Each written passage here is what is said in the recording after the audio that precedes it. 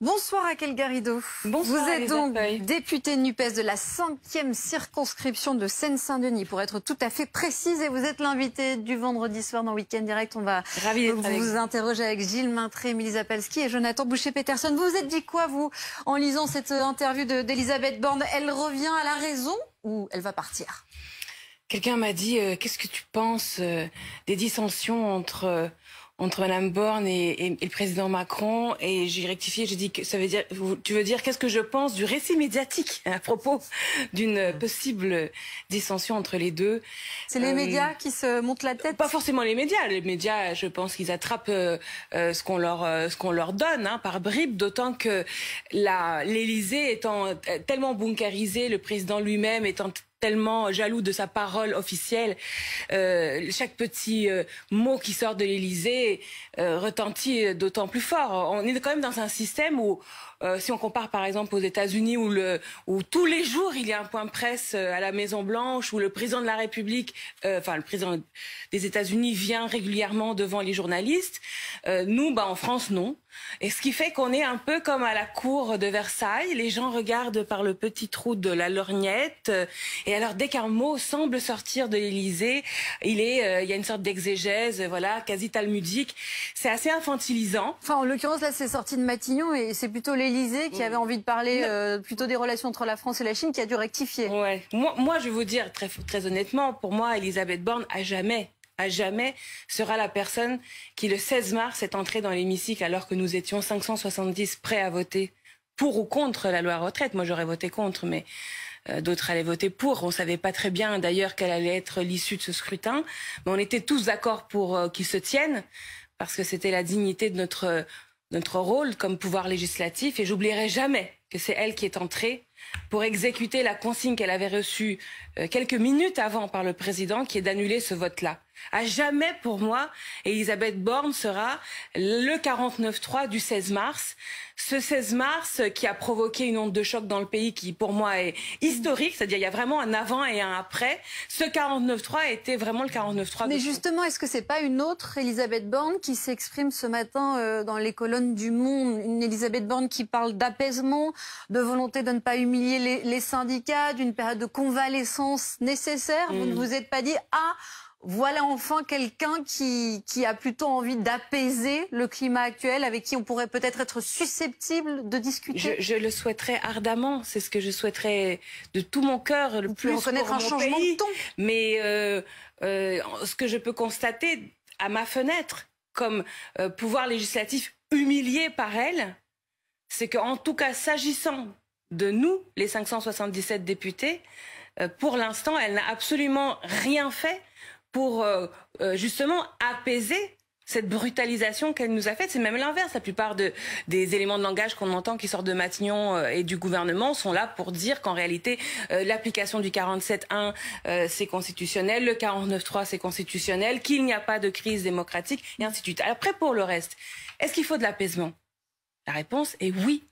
Je pense qu'on est tous au même endroit en France aujourd'hui, c'est-à-dire dans une situation d'anxiété terrible, dans une situation de malaise profond, parce qu'on y croit tous à notre système qui a un certain nombre de règles de base, c'est-à-dire la règle démocratique, la majorité, la minorité, la volonté générale qui devient la loi, enfin, ce genre de choses un peu basiques auxquelles nous adhérons tous. Et quand ça ne marche pas, il y a quelque chose qui est profondément gênant, qui est angoissant. Et plus ce gouvernement s'entête, plus on est tous pris dans une situation où, quelque part, la toute petite espoir d'apaisement qui viendrait de Matignon s'y accroche, comme d'ailleurs l'espoir que le Conseil constitutionnel, lui, vienne à défendre la Ve République. Donc, parce qu'au fond, c'est ce qu'on lui demande. On va en parler de la décision du Conseil constitutionnel. Mais... Simplement sur les mots, il y a un mot aussi qui a été lâché, là c'est plutôt du côté de la CFDT, de Laurent Berger, une crise démocratique. Et d'ailleurs, ça a provoqué la colère chez Emmanuel Macron. Est-ce que vous adhérez à cette rhétorique? Est-ce que vous considérez qu'il y a une véritable crise démocratique, comme il l'a dit? Et pourquoi ça met Emmanuel Macron autant en colère? Je pense que les syndicats ont tout à fait raison de pointer ce malaise démocratique, et ça date pas d'ailleurs d'hier. Hein. Pendant tout le débat sur les retraites, ils se sont adressés à chaque député avec l'argument suivant: Vous êtes peut-être de droite, vous êtes peut-être du centre, vous êtes peut-être macroniste. Mais regardez votre électorat dans votre circonscription. Il est aujourd'hui contre la retraite à 64 ans. Et le principe de la représentation, c'est qu'on présente à nouveau. Donc ils ont fait appel à l'esprit démocratique de base, les purs. Et donc ils étaient dans une logique démocratique. Depuis le début, et je trouve que c'est sain. Moi, je trouve que c'est sain que les syndicats, qui en France sont traditionnellement très dans le contre-pouvoir, se vivent comme étant aussi partie d'un tout qui est le tout citoyen. Et du coup, c'est utile, je trouve, que ce soit des leaders syndicaux qui aujourd'hui pointent la difficulté que dans notre système institutionnel, lorsqu'il y a un conflit entre le président de la République et le peuple, parce que c'est là que se situe actuellement le conflit politique à purger, en fait, il n'y a pas d'endroit dans la Constitution qui prévoit ce conflit-là, pour la raison que la Ve République même nie ce conflit.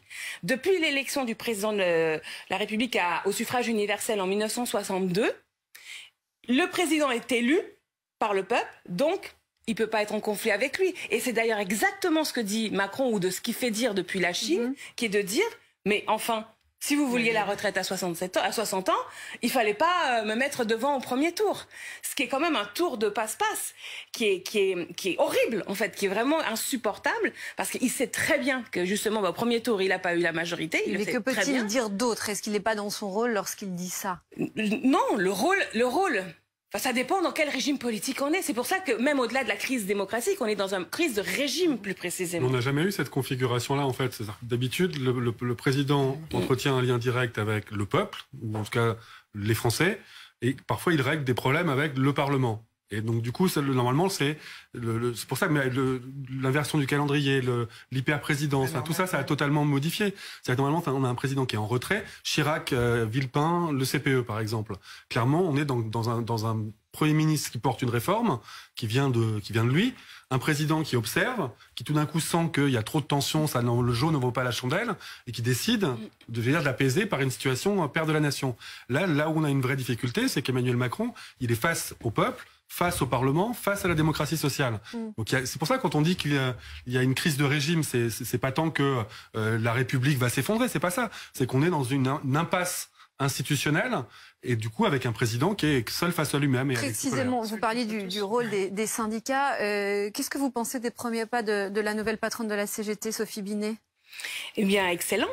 J'ai hâte de la découvrir davantage. Ouais. Je suis heureuse que ce soit une femme qui, pour la première fois, devient secrétaire générale de cette grande et belle organisation. Elle sort d'un congrès qui est un congrès à la fois allumé par le feu de la mobilisation, puisqu'il y avait directement les doigts dans la prise des secteurs les plus mobilisés du pays.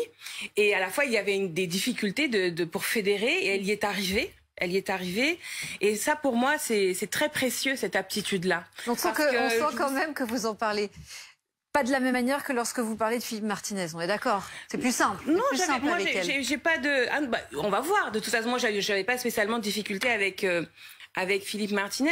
Pas vous, mais avec Jean-Luc Mélenchon, c'était très compliqué, on est d'accord. Mais alors voilà, moi justement, c'est ça qui m'échappe un petit peu, moi, si vous voulez. On est dans un moment de grande unité dans le pays, en réalité, si on veut bien y regarder de près, parce qu'on parle d'un sujet, les retraites, qui est très fédérateur. Vu que 93% des actifs sont contre la retraite à 64 ans, la très très grande majorité des Français sont d'accord pour défendre notre retraite par répartition. Donc c'est un moment très fédérateur. L'intersyndicale est unie comme jamais. Et alors, c'est vrai qu'on a vu poindre de temps en temps, depuis 3 mois, de temps en temps, des petites guéguerres de coqs. De coqs, ouais. Donc, attendez, moi, je peux vous dire, alors, je vais vous dire quelque chose qui est peut-être insupportable à entendre, mais alors, du point de vue d'une femme parmi les coqs, Jean-Luc Mélenchon, on est d'accord. Alors, je n'irai pas jusqu'à donner des noms, mais il me semble que moi qui ai tendance toujours, Alice, vous savez bien, à toujours ramener tout à la question institutionnelle. Alors, je ramène toujours tout à la question institutionnelle, c'est mon défaut, mais c'est aussi en même temps une constance dans ma pensée. La présidentialisation, la monarchie présidentielle, d'accord, notre système politique conduit à donner une prédominance à l'élection présidentielle sur toutes les autres élections et tous les autres types de confrontations politiques.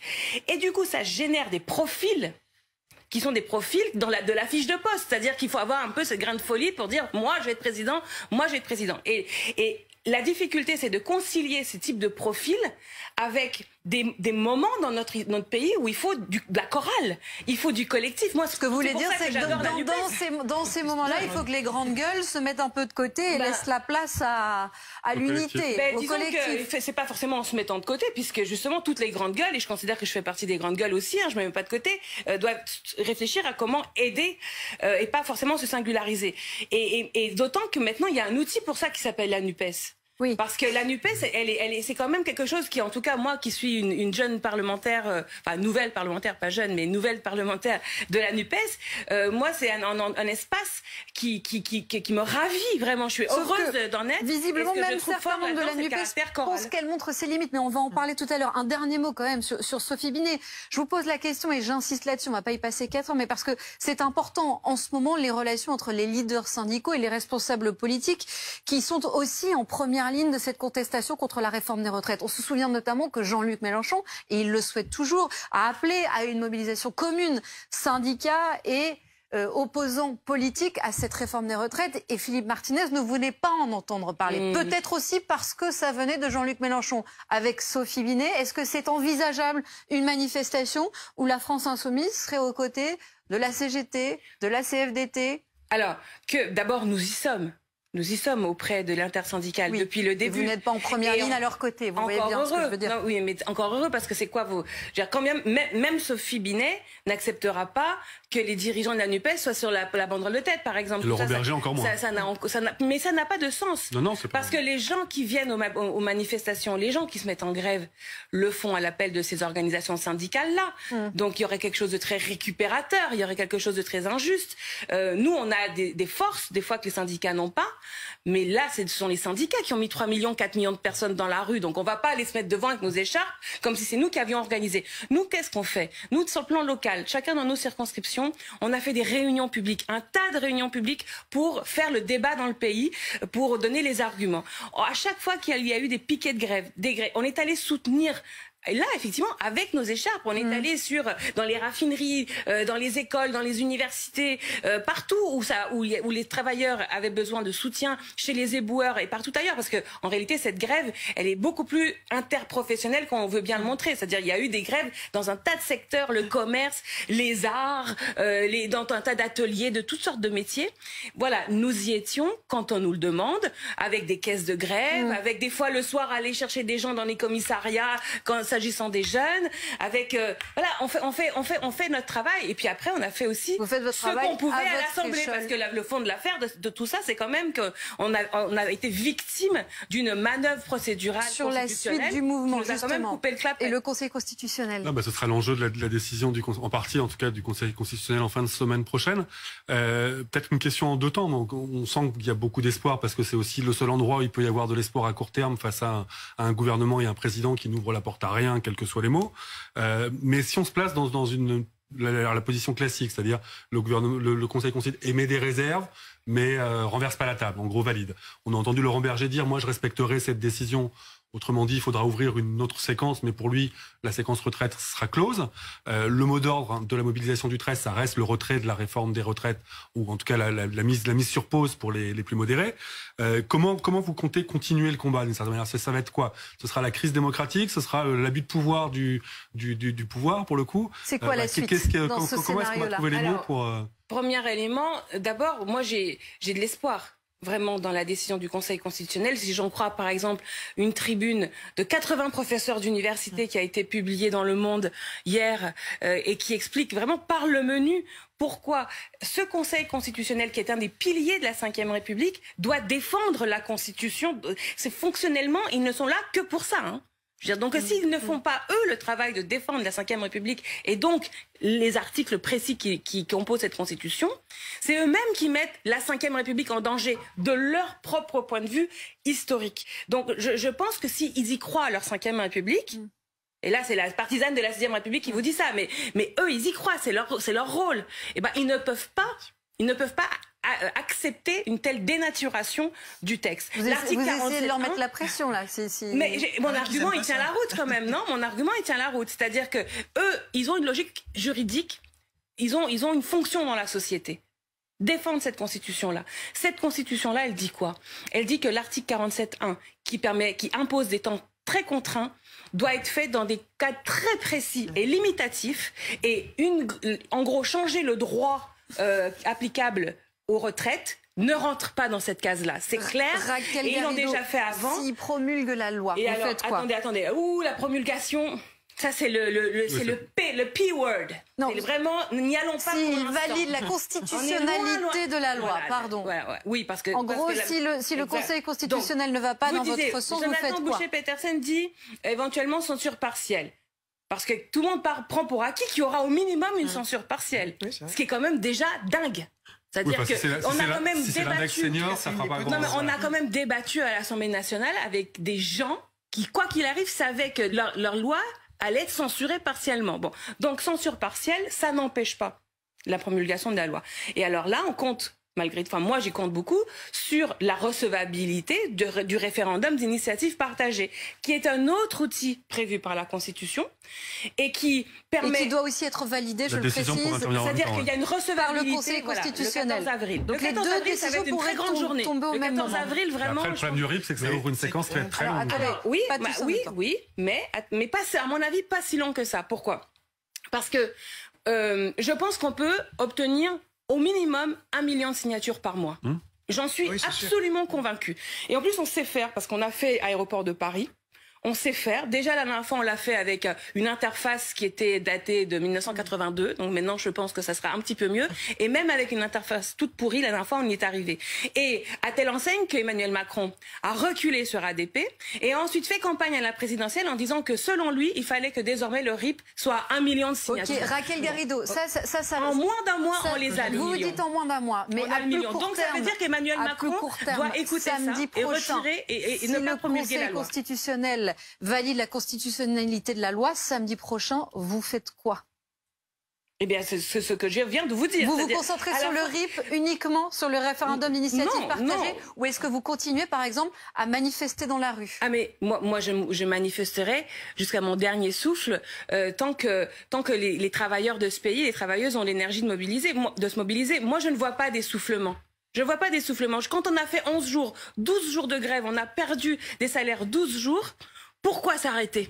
Pourquoi s'arrêter? Quel est l'argument nouveau qui viendrait tout basculer? Donc vous donnez raison au président de la République qui dit que vous préparez la délégitimation du Conseil constitutionnel. Alors non, absolument pas. Et je trouve cet argument vraiment médiocre. Parce que ce qu'oublie le président de la République, c'est que dans les manières qu'il y a d'appliquer la Constitution, c'est-à-dire de mettre en œuvre ces articles et les grandes libertés qui y figurent, il y a le fait de manifester et faire grève. J'applique la Constitution quand je fais grève, voyez-vous, contrairement à ce que croit M. Macron. Donc en fait, tout ça, c'est notre Constitution. Tout ça, ce sont nos grandes règles. Il faut quand même qu'ils l'acceptent et qu'ils arrêtent de vouloir toujours teindre de gris, de noir, de quelque chose de très laid, quelque chose qui au fond est très beau, qui est une aptitude d'un peuple de lever la tête et de temps en temps d'avoir différents vecteurs pour essayer de s'affirmer comme le souverain qu'il est. Oui, parce mais que le souverain république, c'est le peuple. Si à contrario, vous contestez le fait que le Conseil constitutionnel ait validé la manière dont cette loi a été adoptée, c'est là où on vient à ce que disait Laurent Berger. Il ne s'agit pas de contester la décision, puisqu'elle n'est pas susceptible de contestation par des voies juridictionnelles ou autres. Elle n'est pas susceptible de contestation, donc elle ne sera pas contestée. Ça, là-dessus, formellement, il a raison, Laurent Berger. En revanche, d'autres outils institutionnels permettent encore, après cette décision, d'aboutir au fait que cette loi n'entre jamais dans le droit positif français. En fait, cette loi ne doit pas entrer dans le droit positif français. Et tous les outils de nos grandes libertés, de notre système juridictionnel, de notre système politique, tout ce qui existe, ce sera utilisé jusqu'au dernier souffle par les Français et par nous, les députés de la NUPES. Et précisément, sur la suite du mouvement, on voit qu'il y a des actions coup de poing qui ont été organisées aujourd'hui, notamment du côté du Mont-Saint-Michel. Béranger Cernon, qui est de la CGT, qui était avec nous tout à l'heure sur ce plateau, disait vendredi soir, après la décision du Conseil constitutionnel, si potentiellement il valide cette loi, il faut s'attendre au pire. Est-ce que vous ne craignez pas que le découragement social, il se transforme en une colère qu'on ne contrôle plus? De toute façon, contrôler, qu'est-ce qu'il n'y a pas à contrôler. Je rappelle que en démocratie, c'est le peuple qui contrôle les politiques. Moi, c'est ça qui me frappe à chaque fois, comme il y a une espèce de distorsion de la réalité. En République, la République, c'est pas un homme, le président, qui dit quoi faire à un peuple. La République, c'est un peuple qui dit quoi faire à des politiques et qui les contrôle. Et ce que met en évidence le mouvement des retraites et le conflit actuel, c'est que nous n'avons pas assez d'outils de contrôle, précisément, des gouvernants. Si, par exemple, il existait le droit de révoquer les élus en cours de mandat. Oui. Comme ça existe dans plein de continents, dans plein de pays et dans plein d'États des États-Unis. Là, je suis désolée, Raquel Garrido, mais vous répondez pas à la question. Sur les violences qui ont émaillé ces dernières manifestations contre la réforme des retraites, que Béranger Cernon, qui est un habitué de ces plateaux et qui suit vraiment, qui est en première ligne dans ce mouvement depuis le début, nous disent, moi, je crains le pire vendredi prochain. Il disait, si je le dis, c'est parce que je l'ai entendu. Est-ce que vous ne craignez pas, vous aussi, le pire? Et est-ce que vous n'avez pas un message à faire passer à ceux qui... Attendez, si, j'ai un message à faire passer, c'est à Macron, retirer la loi. Enfin, je dirais, mais les syndicats l'ont dit quand même sur tous les tons depuis le début. Et qu'est-ce qui s'est passé le 16 mars? Un message à Macron et un message à ceux qui potentiellement veulent basculer dans la violence aussi, peut-être. Revenons à l'épisode antérieur. Le 16 mars il s'est passé quoi le 16 mars lorsqu'il y a eu ce 49.3, quand toute la France était devant LCP là ou devant la chaîne des mobilisations spontanées. Des mobilisations spontanées, y compris place de la Concorde devant l'Assemblée nationale, non pas contre l'Assemblée nationale comme on l'a vu dans les années 30 ou à d'autres moments de l'histoire des France, mais en fait des mouvements avec l'Assemblée nationale contre Matignon et contre l'Élysée. Et ça, c'est une aspiration démocratique. Mais moi, j'adore le peuple quand il a une aspiration démocratique, j'applaudis. Mais est-ce que je ne... C'était pas uniquement ce à quoi je faisais référence. Mais j'ai bien compris, j'ai compris ce que vous voulez dire. Mais j'aimerais que vous et moi, ensemble, nous disions que quand il y a une aspiration démocratique qui est légitime, eh bien que ceux qui s'y opposent comprennent qu'il crée du danger, qu'il crée de l'instabilité. Écoutez, vous le voyez, même dans une cour d'école, vous voyez ça, Alice Darfeuille. Si vous dites à des enfants, il y a des règles du jeu. Voilà, ça va se passer comme ça, et comme ça, il y a des règles. Et puis, il y en a un qui perd. Il a perdu avec ces règles-là. Et puis, du coup, il se met à taper sur tous ses petits copains et de passer en force. Eh bien, lui, on va le prendre de côté, puis on va lui faire une punition. Sauf que là, ce petit enfant, aujourd'hui, il s'appelle Emmanuel Macron. Et chacun a l'impression de jouer les règles du jeu. Non, il y en a qu'un seul aujourd'hui. Gilles, sur ce climat. Voilà. Mais moi, je vous suis quand vous dites qu'effectivement, il y a un problème de légitimité, il y a une majorité qui est relative et qui ne permet pas de faire passer un projet qui n'a pas été négocié avec les syndicats, qui a une majorité de l'opinion contre lui et qui est passé en force au Parlement. Je vous suis. En revanche, je ne vois pas quelle autre majorité vous mettez en face. Vous dites, nous, regardez, chez la NUPES, on est beaucoup plus collectif. Mais vous n'avez pas de majorité. Vous avez même encore moins de majorité. Donc il y a un moment où on se demande, mais comment on gouverne? Comment on passe des lois? Alors, je vous suis à nouveau, vous dites, mais il y a le référendum. Quand on a une situation qui est bloquée comme ça, peut-être qu'on peut reconstruire une majorité dans ce pays en refaisant appel au peuple. Et il y a ce référendum d'initiative partagée. Et moi, j'espère, je souhaite que le Conseil constitutionnel le valide, parce qu'on aura un vrai moment démocratique. Mais est-ce que c'est la bonne question que vous avez posée dans ce projet de RIP? Vous demandez aux Français, vous proposez que les Français se prononcent sur est-ce qu'on est d'accord ou pas? Enfin, est-ce qu'il faut rester à 62 ans? Grosso modo, est-ce qu'on est d'accord ou pas pour travailler plus? Enfin, on le connaît déjà, le résultat. Enfin, personne ne va voter pour travailler plus. Personne ne va travailler pour travailler plus. Est-ce qu'on va pas tuer le référendum en le labellisant comme ça? Est-ce qu'il n'aurait pas fallu demander aux Français de choisir soit un projet alternatif? Vous auriez pu écrire un projet alternatif sur le financement des retraites. Peut-être la durée de cotisation, peut-être augmenter les impôts. Vous avez formulé, là, ici et là, alors vous avez dit des choses un peu contradictoires entre la retraite de 60 ans et puis aux impôts. Bon, mais quelque chose sur lequel on crée une majorité. Parce que du coup, qu'est-ce qui va se passer? On va faire ce RIP. Bah évidemment, alors s'il est validé, on va dire très bien, on reste 62 ans, qu'est-ce qui se passe? Il se passera plus rien. Je accepter que ma réponse soit en partie formelle et contrainte par la nature même de ce RIP, qui est quand même dans la recevabilité et quand même enfermé dans des critères très précis. Et si vous créez des charges financières nouvelles, par exemple, ce que vous dites là d'une loi alternative, c'était pas possible en RIP, c'est pas possible. Donc, c'est pas qu'on veut pas le faire, c'est que ça aurait été irrecevable.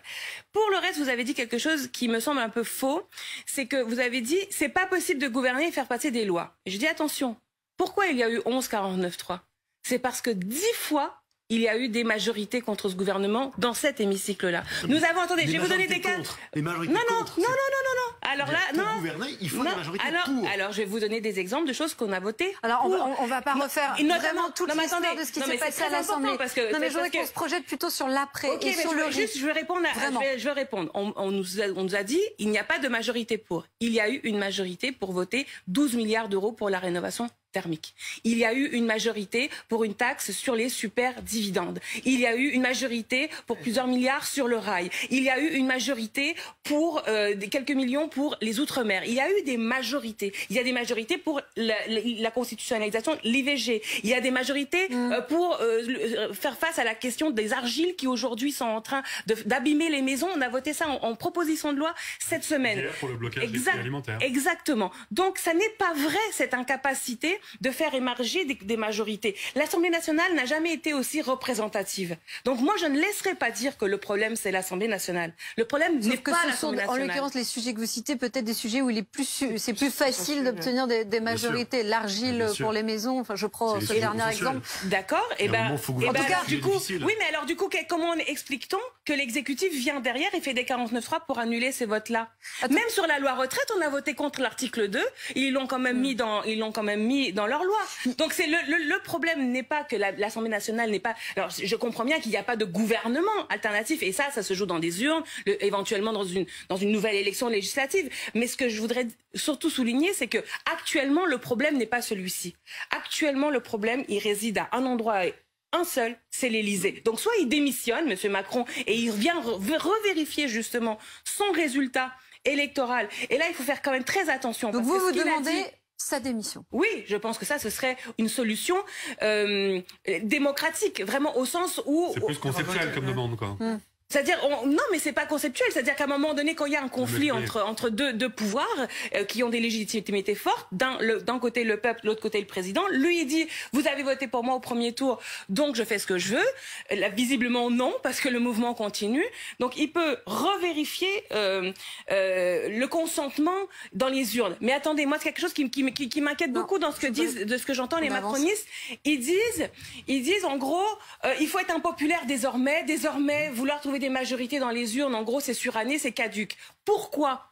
Parce qu'ils ont trouvé la martingale qui est de penser qu'ad vitam aeternam, quand ils seront face à l'extrême droite, les gens viendront forcément à reculons, mais voter pour eux. Et ça, c'est très grave, parce que ça nie la fonction même de la politique, qui est de convaincre. Donc si on dit, j'ai pas besoin de te convaincre, il suffit que je te mette une extrême droite devant et tu vas venir quand même. Donc je renonce à te convaincre. Ça, c'est renoncer à la démocratie. Et effectivement, on a un problème d'une dérive du macronisme qui renonce, en fait, à l'exercice démocratique. Alors visiblement, il y en a aussi au sein de votre propre camp qui considère qu'il y a un problème sur l'avenir de la NUPES, l'acte 2 de la NUPES. C'est une interview qui a fait du bruit, celle du leader du Parti communiste, Fabien Roussel, qui a parlé d'une NUPES dépassée, devant s'élargir vers le centre-gauche et pourquoi pas vers Bernard Cazeneuve, l'ancien Premier ministre, qui a conduit le coordinateur de votre parti à demander une clarification dans un courrier adressé aux militants du PC qui sont réunis ce week-end en Congrès. Voilà précisément ce qu'a répondu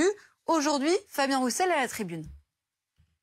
Les polémiques que certains aiment à faire pour monter, pour diviser les communistes, n'ont pas de place quand l'extrême droite est à la porte du pouvoir. Et à celles et ceux qui veulent polémiquer et qui se permettent même, ces dernières heures, de s'adresser directement aux adhérents du Parti communiste français, aux congressistes, à vous, pour se mêler de notre congrès, de nos choix, de notre stratégie. Je le dis clairement et en toute fraternité. Mêlez-vous de vos affaires. Bon, je veux bien qu'il y ait des tensions, parfois, dans une formation politique, mais là, quand même, la fin de la NUPES avec les communistes, c'est une histoire de quelques jours. Oh ben non, pas du tout. Pas du tout. Enfin, il me semble, je n'ai pas rencontré un seul communiste qui soit pour la fin de la NUPES. Et c'est même l'inverse. Nous avons eu, en tout cas, à l'Assemblée nationale, vous savez qu'il y a un intergroupe, c'est-à-dire c'est le rassemblement des 150 députés de la NUPES. Nous avons eu un séminaire la semaine dernière, c'est notre 3e séminaire, et il ressort de ce séminaire non seulement une grande adhésion à la NUPES, mais même une volonté de se voir plus souvent, d'approfondir le travail. Vous savez que l'intergroupe se réunit en format restreint tous les mardis matins. Bon. ce travail, il est précieux et les gens qui nous y représentent tous les mardis matins font un super travail. Oui, mais il y a des choses qui sont un peu moins bien faites, moins calées. Plus souvent, donc peut-être, mais avec d'autres gens aussi, peut-être, non? D'abord, attendez, les 150, donc il y a les communistes, il y a les écolos, Génération, les Insoumis, qui j'oublie les socialistes. Donc, on a tous dit... Au fait, parce que comme on dit qu'il y en a 4 et que j'ai séparé Génération et écolo, du coup... Sympa pour Olivier Faure. Est-ce que ça vous permet de faire une synthèse sur le mode de fonctionnement? Parce que même si, je suis d'accord, à l'Assemblée, il y a eu des pratiques particulières du gouvernement, et notamment le 49.3, ça n'a pas été très réussi, l'obstruction, parce que finalement, ça vous a empêché de discuter. Finalement, vous faites un peu voler la vedette par les syndicats qui ont cette force de comprendre ce qui se passe au niveau des manifestants et de revendiquer quelque chose qui est l'ordre d'une alternative à la politique d'Emmanuel Macron. Est-ce que vous vous remettez en question là-dessus? Est-ce que vous arrivez à faire une ligne qui soit un peu différente et peut-être plus gagnante? Alors, on n'est pas en concurrence avec les syndicats. Non. Je pense qu'il faut vraiment raison garder. Ce sont les syndicats qui ont mis des millions de personnes dans la rue. C'est pas nous. D'accord. Nous, on a je le disais tout à l'heure, on a des forces, mais pas celle-ci. Il faut rendre à César quand même ce qui est à César. Sur ce que dit Fabien Roussel, le fait qu'il faut s'élargir vers le centre-gauche, est-ce que vous, c'est quelque chose qui est imaginable pour vous? Est-ce que ça pourrait faire partie de la suite politique de la NUPES? Alors, s'élargir, oui. De toute façon, c'est la vocation de toute force politique qui souhaite gouverner. C'est de passer d'une minorité, Là, aujourd'hui, c'est paradoxal, parce que jusqu'à quel point s'élargir? On a gagné, on est arrivé premier au premier tour des législatives, et on pourrait d'ailleurs peut-être le refaire s'il y avait aujourd'hui une nouvelle législative. Mais ça fait pas la maille, on l'a tous vu. Donc, il faut aller au-delà, donc il faut grandir. Les espaces de conquête, il y en a plusieurs. Ils sont pas forcément antinomiques les uns par rapport aux autres. Pas incompatibles d'aller les chercher tous. Il y a ce que moi j'appelle les dégoûtés de la politique, qui sont des millions, d'accord, des millions, 10 millions de personnes, les 3 millions qui sont pas inscrits, les millions qui votent blanc, qui votent nul, vraiment, et tous ces gens qui, lorsque le gouvernement, en fait, a un comportement absolument détestable, s'éloignent encore plus. C'est ça, les voix qui nous manquent fondamentalement. L'idée, c'est pas forcément de convaincre les socialistes qui, au début, n'ont pas voulu entendre parler de la NUPES. Par exemple, tout à l'heure, je vous parlais du droit de révoquer les élus en cours de mandat. Ça, c'est quelque chose que moi, je vois chez moi en Seine-Saint-Denis. C'est-à-dire, vous avez des personnes qui, a priori, sont plutôt d'accord avec notre programme, mais qui ont été tellement trahis qu'ils ont un problème de foi dans la politique. Et quand je dis, mais attendez, n'ayez pas confiance en moi, je vous demande pas de me faire confiance. Je vous dis, mettons en place un système dans lequel vous aurez le droit de révoquer les élus en cours de mandat, et donc il faut pas faire confiance en vos élus, il faut faire confiance en vous-même comme citoyen capable de révoquer et de contrôler vos élus. Et c'est comme ça aussi qu'on ramène des gens à la politique. Après, le reste, je pense que si on a un grand projet démocratique, parce que l'idée de 6e République, pour moi, elle fait la jonction entre tous les espaces plus insérés, plus civiques, plus bourgeois, j'aime pas ce vocabulaire-là, mais on va dire les catégories sociales plus éduquées, plus diplômées, plus riches, qui votent tout le temps, qui votent dès qu'il y a une urne, ils passent et ils votent. Et ben ils en pensent pas moins quand même. Mais juste sur Fabien Roussel, sur le système démocratique. Et tout ça, je crois, ça peut nous rassembler pour faire une grande majorité. Sachant que Manuel Bompard est censé venir demain au congrès du PC. C'est toujours d'actualité? Ouais. Bah bien sûr, mais pas de souci, donc tout va bien. Non, mais attendez, vous savez, faut pas non plus, c'est pas Dallas, hein, c'est pas Dynastie. Mais je sais pas, mais en l'occurrence, mêlez-vous de vos affaires, mêlez-vous de vos histoires, c'est pas non plus anodin. Alors tout ça n'est que une difficulté personnelle entre ce qu'on disait d'ailleurs sur les gens qui sont candidats à la présidentielle, les petits coqs. Qu'il y ait une difficulté personnelle persistante et qui va pas se régler comme ça entre Fabien Roussel et Jean-Luc Mélenchon, c'est pas un scoop. Jean-Luc Mélenchon a répondu d'ailleurs à Fabien Roussel en disant je me suis gardé de répondre pour les provocations de ces derniers mois, mais je rappelle quand même que si j'étais pas au deuxième tour, c'est parce que Fabien Roussel a fait 400 000 voix. Tout ça n'a jamais été digéré, alors qu'originellement, ce qu'on appelait, il y avait une union entre communistes et mélenchonistes au service de Jean-Luc Mélenchon. Ça, c'est le premier point. Deuxièmement, juste Fabien Roussel, cette interview à l'Express, donc il fait beaucoup parler. Il faut quand même, si on va au-delà du tweet, il appelle à parler à Bernard Cazeneuve, mais en disant qu'il nous rejoigne sur une ligne qui remet en cause le capitalisme. Ça, je pense que ça suffit pour Bernard Cazeneuve pour que la discussion, d'une certaine manière, soit finie. Donc, chacun a intérêt l'un à exister au sein de la NUPES, l'autre à expliquer que la NUPES est dans l'impasse. Et je confirme quand même ce que dit Raquel Garrido, c'est que le séminaire qui s'est passé entre les gens qui la composent, cette NUPES, qui la font vivre, c'est 10 fois mieux passé que le séminaire qu'il y avait au sein des socialistes au même moment. Voilà. Donc, il y a un sujet socialiste qui reste compliqué depuis le Congrès, on le sait. Et encore une fois, juste pour revenir sur la stratégie d'obstruction, c'est un débat qui a évidemment au sein du LFI, puisque quand c'était la première lecture à l'Assemblée, il y a eu un vote qui s'est gagné à pas grand-chose. Donc voilà, il n'y a pas un unanimisme des têtes brûlées face à des soumis du reste de la NUPES. Deux sujets pour terminer. Le sort d'Adrien Quatennens qui sera scellé visiblement à la fin de la semaine prochaine, hein, et son retour notamment au sein du groupe parlementaire. Sa sanction de 4 mois d'exclusion arrivera à son terme après sa condamnation par la justice pour avoir giflé son épouse. Alors, il va y avoir une audition avec 4 députés LFI qui vont ensuite présenter une synthèse aux autres députés LFI et puis ensuite il va y avoir un vote. Bon, il va revenir, il n'y a pas de doute, si. Ah, pourquoi vous dites ça? Ben, je sais pas, je vous pose la question. Moi, je préjuge pas de ce que décidera le groupe. Vous le souhaitez? Pour la raison que je prends au sérieux quand même la décision qui a été prise il y a maintenant 3 mois et demi et qui était quand même assortie d'une clause, voilà, une clause de conditionnelle. Moi, je suis pas très familiarisée avec la question des stages de sensibilisation. Mais il l'a fait d'ailleurs, son stage. Alors justement, c'est ça que je ne sais pas, et c'est ça qui sera intéressant aussi à. Enfin, c'est pas que seulement que c'est intéressant, c'est que c'est nécessaire, puisque c'est la nature de la sanction. C'est une clause suspensive, on va dire. C'est une condition pour exécuter la sanction. Mais donc vous allez voter sur ce sujet la semaine prochaine, on est d'accord ou pas, sur son retour au sein du... Ce qui est prévu, c'est de voter. Je ne connais pas à cet instant les termes de l'alternative ou des alternatives qui seront soumises au vote, puisque c'est un groupe de travail qui va proposer ces termes-là. Cette synthèse après cette audition. Voilà, donc je ne peux pas vous en dire davantage. C'est seulement à cette occasion que vous saurez si oui ou non il a fait ce fameux stage. Vous ne le savez même pas aujourd'hui. Aujourd'hui, moi, je ne sais pas, non. Il faut surtout qu'il change de ton sur le sujet. Je suis comme tout le monde, je n'ai eu accès que à ce qui a été dit dans Le Parisien par certains proches d'Adrien, et donc je ne sais pas. Donc je ne peux pas vous en dire davantage, je suis navrée. Mais pardon, mais alors là je vais essayer de lire entre les lignes, mais vous ne ressemblez pas forcément à quelqu'un qui souhaite réellement son retour. On sent que si vous pouviez vous en passer, ce serait tout aussi bien. Je ne veux pas dire ça parce que moi j'ai pris au sérieux cette sanction-là. Et je pense qu'il faut les prendre au sérieux. Vous savez, en plus, moi, je suis avocate, hein, donc je veux dire, c'est pas chez moi que vous trouverez un discours sur les peines éternelles ou sur le fait que certaines personnes sont cataloguées monstrueux à vie, etc. Moi, c'est ma profession. On peut pas faire ça. Mais en revanche, quand on a déterminé un cheminement qui est un cheminement personnel et du coup politique, en fait. C'est à lui de montrer qu'il a compris. En quelque sorte. Et donc pour l'instant, comme la dernière fois qu'on l'a entendu, c'était sur BFM TV pour quelque chose. Vous pensez qu'il dirait aujourd'hui les choses différemment? Vous le souhaiteriez, du moins? Je le souhaite ardemment. Et si jamais stage il a fait et qu'il a convaincu les 4 personnes qui vont l'auditionner, vous dites oui, dans ces cas-là, le retour est envisageable. De toute façon, le retour est prévu initialement dans la sanction. Il est prévu. C'est-à-dire, pour qu'il ne se fasse pas, il faudrait qu'il y ait des raisons sérieuses de remettre en cause, ou tout simplement le constat que la sanction n'a pas été exécutée. Vous ne faites pas partie de ceux qui vont l'auditionner? Non. Non. Dommage.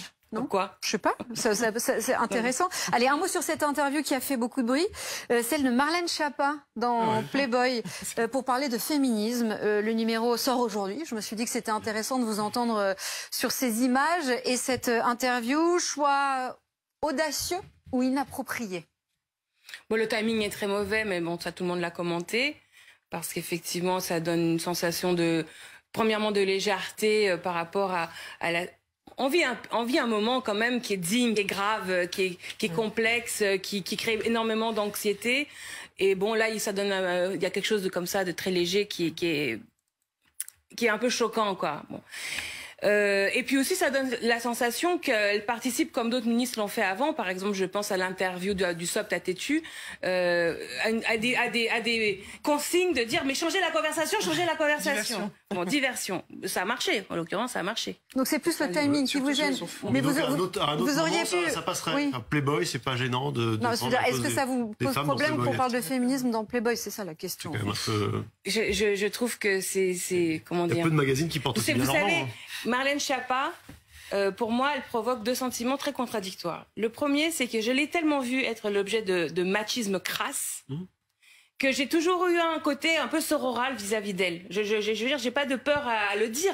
Quand, par exemple, elle était ministre au début et qu'elle a dû s'attacher les cheveux parce que ça rendait dingue même des collègues à elle et des gens à droite qu'une ministre puisse être en cheveux et qu'elle avait pensé que c'était utile de s'attacher les cheveux en chignon et qu'elle a fait bon. J'ai toujours été à ses côtés. Elle, les journalistes qui se font attaquer, jusqu'à cette interview. Après, j'ai des désaccords avec elle, je veux dire profonds. Et quant à son féminisme, est-ce que vous auriez pu parler de féminisme dans Playboy? Bah, moi, non, mais surtout que j'ai cru comprendre que le reste du journal est très réac. Hyper réac. En fait, j'ai l'impression que c'est Bolloré, c'est Bolloré, quoi. Enfin, je veux dire, la ligne éditoriale de Playboy, c'est CNews, en fait. Donc, c'est un mix entre CNews et valeurs actuelles. Donc, c'est peut-être ça. Il y avait une bonne la phrase de la raison. ministre actuelle des droits des femmes, juste Isabelle Rome, qu'on n'entend pas beaucoup. Bah là, on l'a entendu, on l'a entendu, donc on va juste répéter sa phrase pour dire qu'elle allait parler de droits des femmes dans Playboy, c'est comme aller à défendre, lutter contre l'antisémitisme dans Rivarol. Pas du tout plu à Marianne Chapa, et ce qui leur a valu visiblement une explication assez tendue. Merci beaucoup Raquel Garrido d'avoir été avec nous ce soir. Un mot